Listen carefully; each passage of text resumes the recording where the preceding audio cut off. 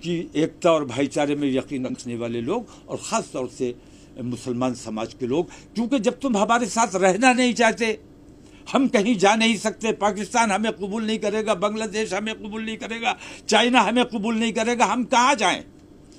हुकूमत हमारी बात सुनेगी नहीं, हमारी बात मानेगी नहीं। कोर्ट में हमें इंसाफ की अब उम्मीद नहीं रही। कोर्ट से जिस किस्म के फैसले आ रहे हैं, मैं देख रहा हूं कि कोर्ट को नजरअंदाज कर दिया गया है।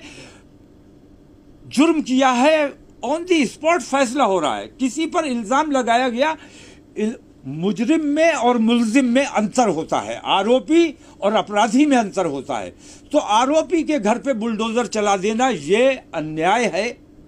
इस किस्म के अन्याय अगर इस हुकूमत में होते रहे तो इस देशव्यापी जेल भरो आंदोलन को रोकना हुकूमत के बस की बात नहीं। और जिस दिन मुसलमान सड़कों पर आएगा उस दिन फिर किसी के कब्जे में नहीं आने वाला है, ये समझ लिया जाए।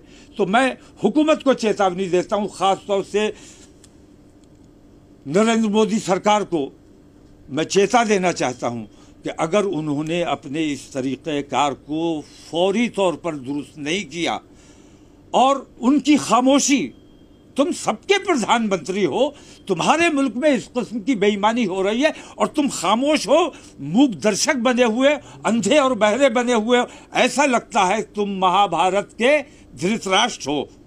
क्या नाम था उनका, वो जो अंधे महाभारत में थे, यही थे। तो धृतराष्ट्र की वजह से ही अगर धृतराष्ट्र अंधे और बहरे न बने रहे होते और वो तमाम बेईमानी न देखते रहे होते तो महाभारत न हुई होती। और अगर नरेंद्र मोदी धृतराष्ट्र की भूमिका से बाहर नहीं आए तो हिंदुस्तान में भी महाभारत होने से कोई बचा नहीं सकता, क्योंकि आतंकवादियों के हौसले बहुत बुलंद हैं और पुलिस और प्रशासन और हुकूमत का सहयोग उनको बराबर मिल रहा है।